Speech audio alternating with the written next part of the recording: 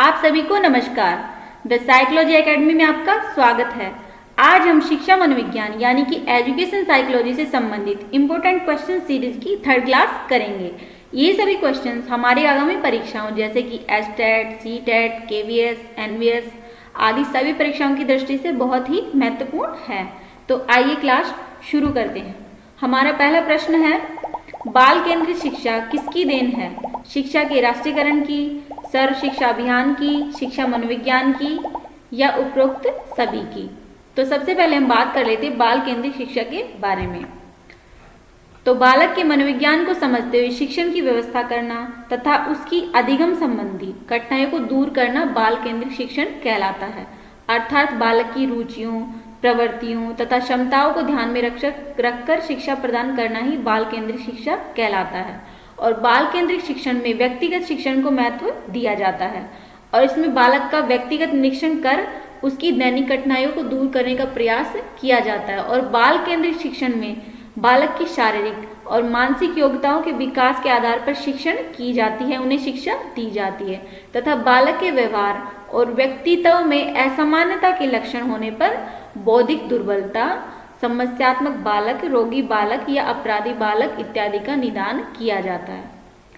तो आगे देख लेते हैं हम बाल केंद्रित शिक्षण के कुछ सिद्धांत दिए गए हैं जिनके अकॉर्डिंग बालकों को क्रियाशील रखकर शिक्षा प्रदान करना और इससे किसी भी कार्य को करने में बालक के हाथ, पैर और मस्तिष्क सब क्रियाशील हो जाते हैं। और इसके अंतर्गत बालकों को महापुरुषों, वैज्ञानिकों का उदाहरण देकर प्रेरित किया जाना शामिल है और अनुकरणीय व्यवहार, नैतिक कहानियों व नाटकों आदि द्वारा बालक का शिक्षण किया जाता है।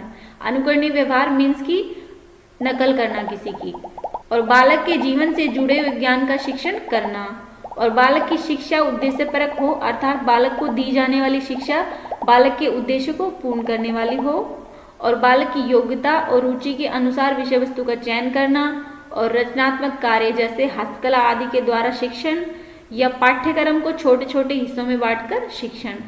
तो ये हमारे बाल केंद्रित शिक्षण के कुछ सिद्धांत और ये है हमारी बाल केंद्रित शिक्षा। बाल केंद्रित शिक्षा मीन्स की चाइल्ड सेंटर्ड एजुकेशन। तो बाल केंद्रित शिक्षा जिसकी देन है वो है हमारे शिक्षा मनोविज्ञान की। तो हमारे इस क्वेश्चन का राइट आंसर ऑप्शन सी, शिक्षा मनोविज्ञान की। नेक्स्ट क्वेश्चन करते हैं, शिक्षा के संकुचित अर्थ में शिक्षा प्रदान की जाती है निश्चित स्थान पर, प्रत्येक स्थान पर, जीवन पर्यंत, उपरोक्त सभी। तो सबसे पहले हम बात कर लेते हैं शिक्षा के संकुचित अर्थ में शिक्षा के बारे में। तो शिक्षा के संकुचित अर्थ के अकॉर्डिंग शिक्षा से आशय उस शिक्षा से है जो एक निश्चित स्थान मीन्स की विद्यालय, कॉलेज में दी जाती है और इसमें शिक्षा की एक निश्चित योजना होती है और यह एक निश्चित समय पर दी जाती है। इसमें बच्चों को निश्चित विधियों से ज्ञान प्रदान किया जाता है और शिक्षा के संकुचित अर्थों में शिक्षा कुछ विषयों तक ही सीमित होती है और इसमें बच्चों को केवल उसी प्रकार की एजुकेशन दी जाती है जो उसके लिए उपयोगी हो, उनके लिए बेनिफिशियल हो और इसे नियमित शिक्षा भी कहा जाता है। और इसमें टीचर पूर्व निश्चित योजना के अकॉर्डिंग बच्चे के सामने एक विशेष प्रकार के वातावरण मीन्स के एनवायरनमेंट को प्रस्तुत करके एक निश्चित ज्ञान को एक निश्चित विधि यानी कि मेथड के अकॉर्डिंग एक निश्चित टाइम पर समाप्त करने का प्रयास करते हैं ताकि बच्चे का मानसिक डेवलपमेंट हो सके। तो ये हमारी शिक्षा के संकुचित अर्थ में शिक्षा। तो शिक्षा के संकुचित अर्थ में शिक्षा प्रदान की जाती है, वो की जाती है निश्चित स्थान पर। तो हमारे इस क्वेश्चन का राइट आंसर ऑप्शन ए, निश्चित स्थान पर। नेक्स्ट क्वेश्चन करते हैं, बालकों की रुचि, शारीरिक मानसिक योग्यता तथा विभिन्नताओं का ध्यान किस प्रकार के शिक्षण में रखा जाता है? बहुकक्षीय शिक्षण में, मनोवैज्ञानिक शिक्षण में, सामूहिक शिक्षण में, उपरोक्त सभी में। तो बालकों की रुचि, शारीरिक मानसिक योग्यता तथा विभिन्नताओं का ध्यान जिस प्रकार के शिक्षण में रखा जाता है वो है हमारा मनोवैज्ञानिक शिक्षण में। तो हमारे इस क्वेश्चन का राइट आंसर ऑप्शन बी, मनोवैज्ञानिक शिक्षण में। नेक्स्ट क्वेश्चन करते हैं, लंबात्मक विधि का अध्ययन किसने किया था? कार्ल सी गैरिसन ने, जॉन ड्यूवी ने, जॉन लॉक ने, उपरोक्त में से किसी ने नहीं। तो सबसे पहले हम बात कर लेते हैं लंबात्मक विधि के बारे में। तो लंबवत विधि का सर्वप्रथम प्रयोगकर्ता कार्ल सी गैरिसन को माना जाता है। और लंबवत विधि में एक साथ एक ही बालक का अध्ययन किया जाता है और इसी कारण इस विधि को लंबवत विधि कहा जाता है। तो ये हमारी लंबवत विधि। तो लंबात्मक विधि का अध्ययन जिसने किया था वो है हमारे कार्ल सी गैरिसन ने। तो हमारे इस क्वेश्चन का right answer option A, Carl C Garrison ने। नेक्स्ट क्वेश्चन करते हैं, मनोविज्ञान को मन का विज्ञान किसने कहा था? जॉन यूवी ने, डगलस ने, अरस्तु ने, स्किनर ने। तो मनोविज्ञान को मन का विज्ञान जिन्होंने कहा था वो है हमारे अरस्तु ने। तो हमारे इस क्वेश्चन का राइट आंसर है ऑप्शन सी, अरस्तु ने। हम जान लेते हैं थोड़ा अरस्तु के बारे में। तो अरस्तु जो थे वो यूनान के एक महान विचारक एवं दार्शनिक थे, जो राजनीति में ही नहीं बल्कि नीति शास्त्र, धर्मशास्त्र, अर्थशास्त्र, आचार शास्त्र, मनोविज्ञान, जंतु शास्त्र, शरीर विज्ञान और तर्कशास्त्र आदि विषयों के भी ज्ञाता थे। और वर्तमान वैज्ञानिक परंपरा का जो जनक है वो भी अरस्तु को ही माना जाता है। अरस्तु को बुद्धिमानों का गुरु और यूनान का शूर कहा जाता था। तो ये हमारे अरस्तु। तो मनोविज्ञान को मन का विज्ञान जिसने कहा था वो है हमारे अरस्तु ने। तो हमारे इस क्वेश्चन का राइट आंसर ऑप्शन सी, अरस्तु ने। नेक्स्ट क्वेश्चन करते हैं, शिक्षा का केंद्र है शिक्षक, विषय वस्तु, बच्चे, उपरोक्त सभी। तो शिक्षा का जो केंद्र है वो हमारे बच्चे। तो हमारे इस क्वेश्चन का राइट आंसर ऑप्शन सी, बच्चे। नेक्स्ट क्वेश्चन करते हैं, खेल को ऐच्छिक तथा आत्म प्रेरित क्रिया किस मनोवैज्ञानिक ने बताया? फ्रायड ने, स्टनर ने, जेम्स ड्रेवर ने, अरस्तु ने। तो खेल को ऐच्छिक तथा आत्म प्रेरित क्रिया, आत्म प्रेरित मतलब कि सेल्फ मोटिवेशनल क्रिया जिस मनोवैज्ञानिक ने बताया वो हमारे स्टनर ने। तो हमारे इस क्वेश्चन का right answer option B, Stoner ने। नेक्स्ट क्वेश्चन करते हैं, समाजमिति विधि के प्रणेता हैं हर्बर्ट, जीन पियाजे, जेल मोरेनो, थोर्नडाइक। तो सबसे पहले हम बात कर लेते हैं समाजमिति विधि के बारे में। तो समाजमिति विधि एक समूह की संरचना का अध्ययन करने और उस समूह के प्रत्येक व्यक्ति के पारस्परिक सामाजिक संबंधों की स्थिति को मापने की तकनीक को समाजमिति विधि के रूप में जाना जाता है। और यह समूह के सदस्यों के बीच मौजूद सामाजिक संबंधों का एक माप है। ये हमारी समाजमिति विधि। तो समाजमिति विधि के प्रणेता हैं वो हैं हमारे जे.एल. मोरेनो। तो हमारे इस क्वेश्चन का right answer option C, J L. Moreno. Next question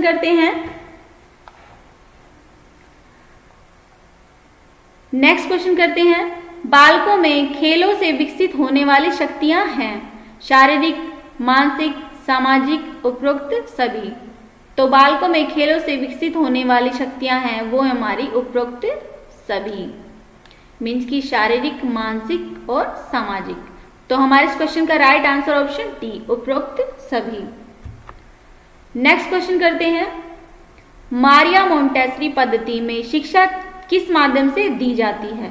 गीतों द्वारा, खेलों द्वारा, उपहारों द्वारा, उपरोक्त सभी माध्यमों द्वारा। तो सबसे पहले हम बात कर लेते हैं मारिया मोंटेसरी पद्धति के बारे में। मोंटेसरी पद्धति 2.5 से 6 वर्ष के बालकों के हेतु प्रयोग में लाई जाने वाली पद्धति है और जिसका विकास 20वीं सदी के प्रारंभ में डॉक्टर मारिया मोंटेसरी द्वारा हुआ और रोम विश्वविद्यालय में मंदबुद्धि बालकों की चिकित्सा का कार्य करते हुए उनका ध्यान उक्त बालकों की शिक्षा की ओर गया और उन्होंने मोंटेसरी पद्धति का विकास किया जो बाद में सामान्य बुद्धि बालकों की शिक्षा के लिए भी उपयोग में लाई गई।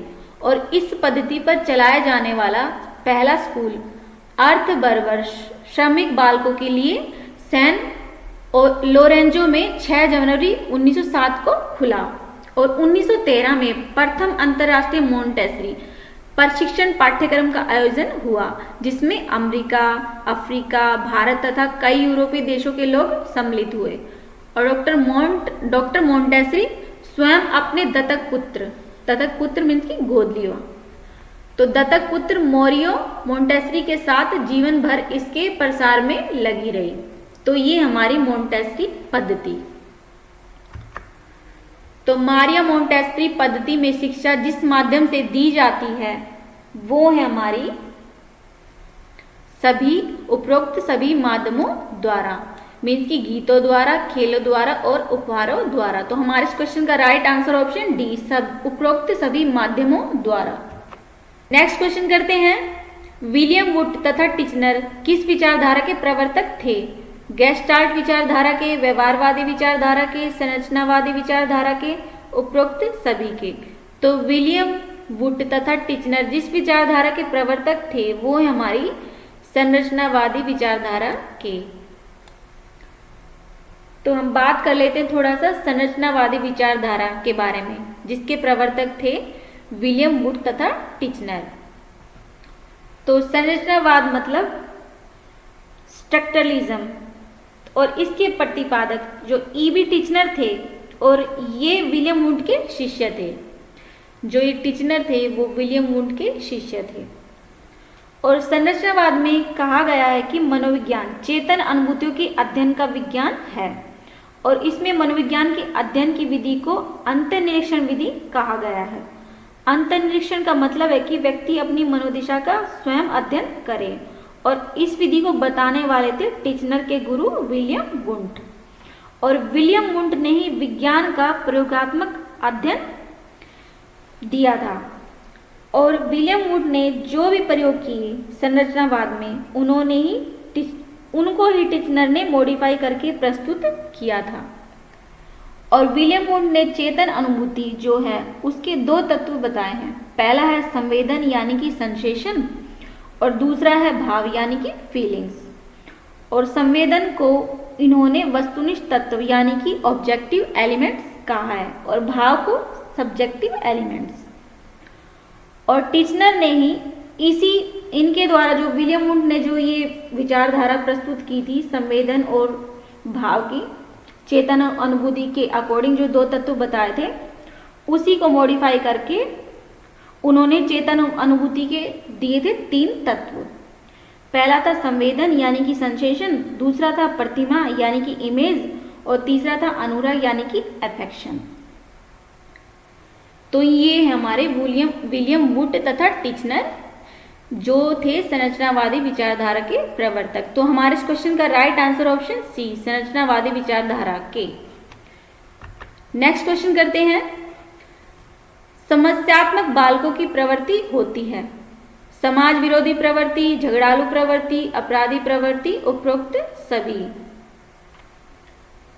तो समस्यात्मक बालकों की प्रवृत्ति होती है वो होती है उपरोक्त सभी, मीन्स कि वो समाज विरोधी प्रवृत्ति के भी होते हैं, झगड़ालू प्रवृत्ति के भी होते हैं और अपराधी प्रवृत्ति के भी होते हैं। तो हमारे इस क्वेश्चन का राइट आंसर ऑप्शन डी, उपरोक्त सभी। नेक्स्ट क्वेश्चन करते हैं, व्यवहारवाद की मुख्य विशेषता है मापन, निरीक्षण, उपरोक्त दोनों, उपरोक्त में से कोई नहीं। तो सबसे पहले हम बात कर लेते हैं व्यवहारवाद के बारे में। तो व्यवहारवाद की स्थापना 1913 में कोलंबिया विश्वविद्यालय में जेबी वॉटसन के द्वारा की गई थी। और व्यवहारवाद मीन्स इंसान जो भी काम या क्रिया करता है वो जिस रूप में दिखाई देती है तो वो क्रिया क्या कहलाती है, वो कहलाती है हमारी व्यवहारवाद। फॉर एग्जाम्पल जैसे कि बच्चा है जो जोर जोर से हंसता है, तो वो भी क्रिया ही तो है, हंसना क्या है, बच्चे का व्यवहार ही तो है। तो ये है हमारा व्यवहारवाद। तो व्यवहारवाद की मुख्य विशेषता है वो है हमारी मापन। तो हमारे इस क्वेश्चन का राइट आंसर है ऑप्शन ए, मापन। नेक्स्ट क्वेश्चन करते हैं, फ्रायड ने मन की तुलना किससे की?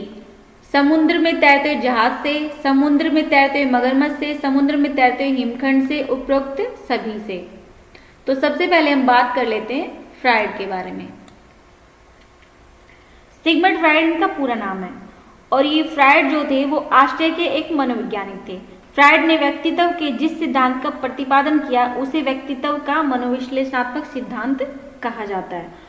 और मनोविश्लेषण मुख्यतः मानव के मानसिक क्रियाओं में व्यवहारों के अध्ययन से संबंधित है, किंतु इसे समाज के ऊपर भी लागू किया जा सकता है। और फ्रायड ने व्यक्तित्व की संरचना का वर्णन दो मॉडलों पर किया है। पहला है आकारात्मक मॉडल, जिसमें इन्होंने चेतन मन, अर्धचेतन मन और अचेतन मन को शामिल किया है। और अचेतन मन मीन्स की कॉन्शियस माइंड, और अचेतन मतलब कि हाफ कॉन्शियस माइंड, और अचेतन मन है हमारा अनकॉन्शियस माइंड। और दूसरा मॉडल जो प्रस्तुत किया था इन्होंने वो था गत्यात्मक मॉडल या संरचनात्मक मॉडल। इसके अकॉर्डिंग इदम, अहम और पराहम, इदम मतलब कि इड, और अहम मतलब ईगो, और पराहम मतलब सुपर ईगो।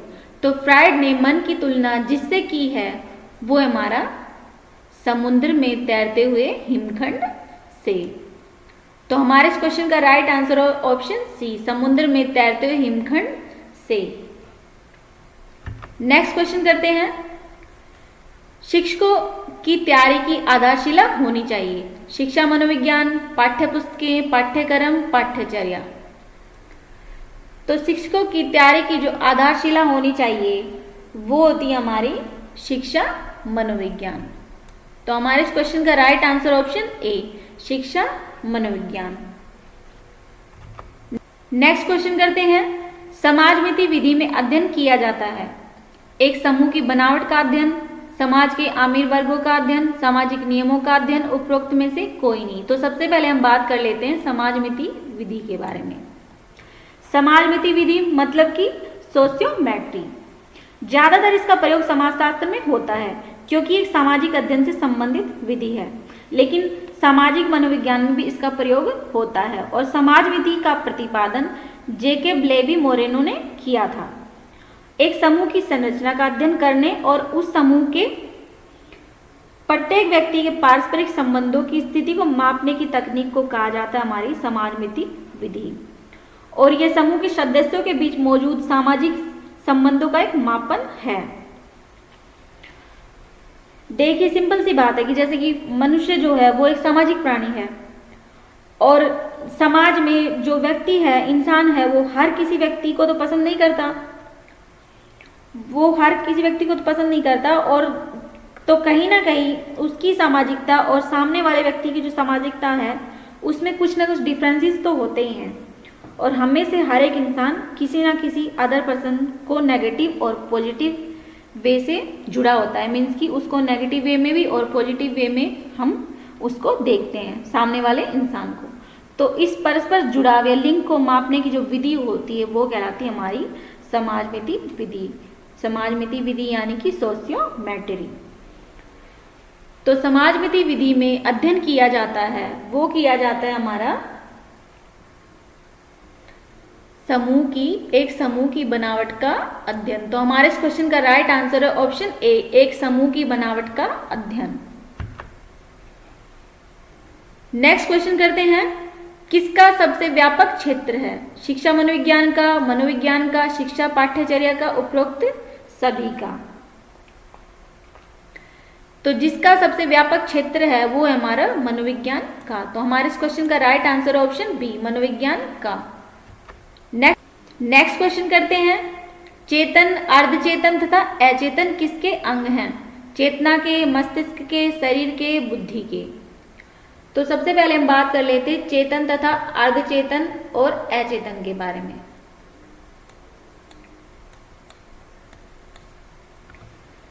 तो सिगमंड फ्रायड ने मूल प्रवृत्तियों का संबंध चेतना से स्थापित करते हुए मन मस्तिष्क के आधार पर चेतना का विश्लेषण किया और इसके 3 टाइप बताए। सिगमंड फ्रायड ने हिमशैल पर प्रयोग करके ये 3 प्रकार बताए थे। तो इस प्रयोग में उन्होंने पानी से भरा एक कटोरा लिया और उसमें एक बर्फ का टुकड़ा डाल दिया, और इस प्रयोग में उन्होंने देखा कि बर्फ के टुकड़े का कुछ हिस्सा यानी कि जो 10% हिस्सा था वो पानी से बाहर तैरता है, और साथ ही उस बर्फ के टुकड़े का जो 90% हिस्सा पानी के ऊपर अंदर तैरता है। तो यहीं से उन्होंने मस्तिष्क का विभाजन करके 3 टाइप में डिवाइड किया। पहला था चेतन, दूसरा था अर्धचेतन तथा तीसरा था अचेतन। तो हम जान लेते हैं सबसे पहले चेतन के बारे में। चेतन मन मतलब कि जो कॉन्शियस माइंड, यह मस्तिष्क का सबसे छोटा भाग है जो संपूर्ण मस्तिष्क का 10% होता है, यानी कि माइंड का 1/10, और यह सबसे क्रियाशील, एक्टिवेट, सक्रिय भाग होता है।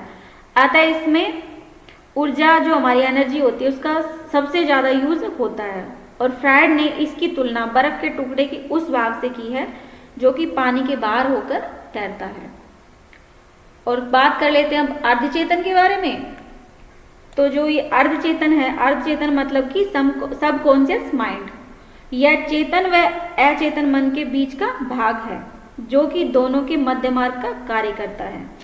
फ्रायड ने इसकी तुलना बर्फ के टुकड़े के उस भाग से की है जो पानी की लहरों में कभी डूब जाता है तो कभी बाहर की ओर आ जाता है, यानी कि वो भाग जो कभी पानी के अंदर तो कभी बाहर बीच में हिलोरे लेता रहता है।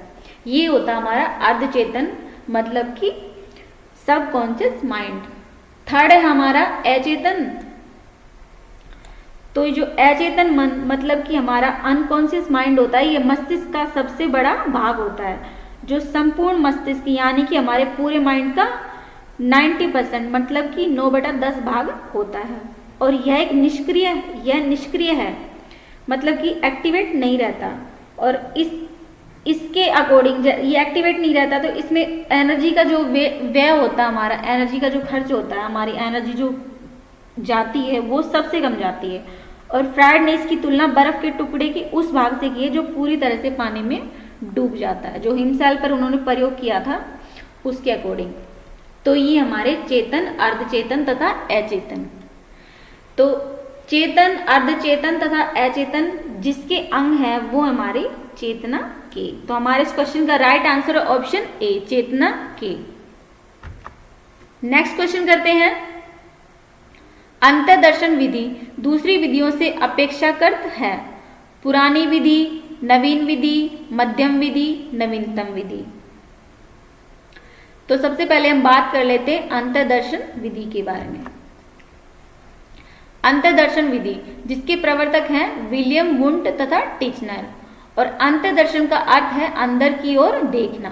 और इस विधि में स्वयं के व्यवहार का अवलोकन किया जाता है और यह मनोविज्ञान की सबसे प्राचीन विधि बताई जाती है। इसे आत्मनिरीक्षण विधि भी कहा जाता है और इसमें व्यक्ति स्वयं की मानसिक क्रियाओं का अध्ययन करता है।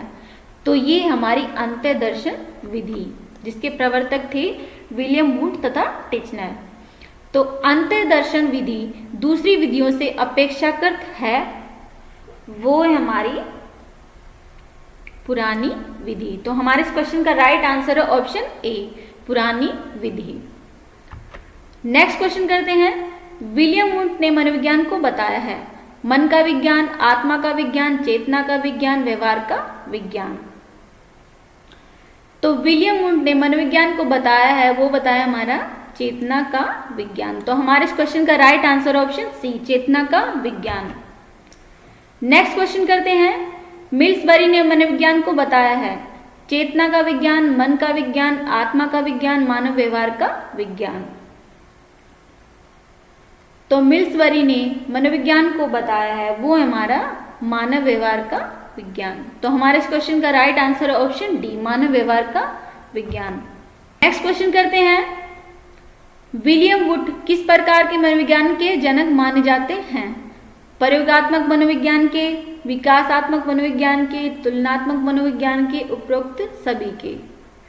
तो विलियम वुंट जिस प्रकार के मनोविज्ञान के जनक माने जाते हैं वो हमारा प्रयोगात्मक मनोविज्ञान। तो हमारे इस क्वेश्चन का राइट आंसर है प्रयोगात्मक मनोविज्ञान, मीन्स की एक्सपेरिमेंटल मेथड। नेक्स्ट क्वेश्चन करते हैं। पावलोव ने मनोविज्ञान के किस सिद्धांत का प्रतिपादन किया है? प्रयोगात्मक अनुकूलन सिद्धांत के, चिरसम्मत अनुकूलन सिद्धांत के, अंतर्दृष्टि सिद्धांत के, सूझ का सिद्धांत के। तो जो पिक्चर में जो दिख रहे हैं हमारे, ये हैं इवान पेट्रोविच पावलोव, इनका पूरा नाम है। तो इवान पेट्रोविच पावलोव 26 सितंबर 1849 को इनका जन्म हुआ और 27 जनवरी 1936 में इनकी मृत्यु। ये एक रूसी फिजियोलॉजिस्ट थे और पावलोव ने 1904 में फिजियोलॉजी या मेडिसिन के लिए नोबेल पुरस्कार जीता था और यह पहला रूसी नोबेल पुरस्कार विजेता थे। और 2002 में प्रकाशित सामान्य मनोविज्ञान की समीक्षा में एक सर्वेक्षण 20वीं शताब्दी के 24वें सबसे उद्धृत मनोचिकित्सक के रूप में पावलोव को स्थान दिया गया था और शास्त्रीय कंडीशनिंग तथा चिर प्रतिष्ठित प्रानुकूलन पावलोव के सिद्धांत विभिन्न शैक्षणिक कक्षाओं सहित प्रयोगात्मक और नैदानिक सेटिंग्स में संचालित करने के लिए पाए गए हैं। और इस सिद्धांत के शैक्षिक निहितार्थ विद्यार्थियों ने अच्छी आदतों का निर्माण करना और माता पिता को सुबह नींद से जगाती है तो बालक उठ जाता है और ये स्वाभाविक उद्दीपक से स्वाभाविक अनुक्रिया हुई। अब माता बालक उठाने से पहले बल्ब जलाती है, बाद में आवाज लगाती है और ये क्रिया ज्यादा समय तक होती है तो बालक बल्ब जलते ही उठ जाएगा। और पशुओं के प्रशिक्षण में यदि सर्कस के शेर के प्रशिक्षण में सिखाया जाता है कि चाबुक से मारने पर शेर रिंग के अंदर छलांग लगाता है तो चाबुक से मारना स्वाभाविक उत्तेजक हुआ। यदि चाबुक मारने से पहले किसी भोंपू की आवाज सुन जाती है तो थोड़े ही दिनों में शेर भोंपू तथा चाबुक से अनुबंध स्थापित कर लेता है और अब मात्र भोंपू बजने से वह छलांग मारता है। और भय को दूर करने के अकॉर्डिंग इसमें बालक प्राय पुलिस, डॉक्टर, चूहा आदि को देखकर डर जाता है क्योंकि उनके साथ वह अनुबंध स्थापित कर चुका होता है और यदि इनके इस डर को दूर करना है तो प्रति अनुबंधन के द्वारा किया जा सकता है। तो ये हमारे इवान पेट्रोविच पावलोव। तो पावलोव ने मनोविज्ञान के जिस सिद्धांत का प्रतिपादन किया है वो है हमारा चिरसम्मत अनुकूलन सिद्धांत के। तो हमारे इस क्वेश्चन का राइट आंसर ऑप्शन बी, चिरसम्मत अनुकूलन सिद्धांत के। नेक्स्ट क्वेश्चन करते हैं, व्यक्ति की संवेदना और अभिवृत्ति जानने की सबसे उपयुक्त विधि है? निरीक्षण विधि, प्रश्नावली विधि, साक्षात्कार विधि, उपरोक्त सभी। तो व्यक्ति की संवेदना मीन्स की सेंसेशन और अभिवृत्ति मीन्स की एटीट्यूड को जानने की जो सबसे उपयुक्त विधि है वो है हमारी साक्षात्कार विधि मीन्स की इंटरव्यू मेथड। तो ये थे आज के हमारे कुछ इंपॉर्टेंट क्वेश्चंस। आई होप आपको ये वीडियो पसंद आई। अगर आपको हमारी वीडियो पसंद आई तो प्लीज लाइक करें, शेयर करें, सब्सक्राइब करें। Thanks for watching.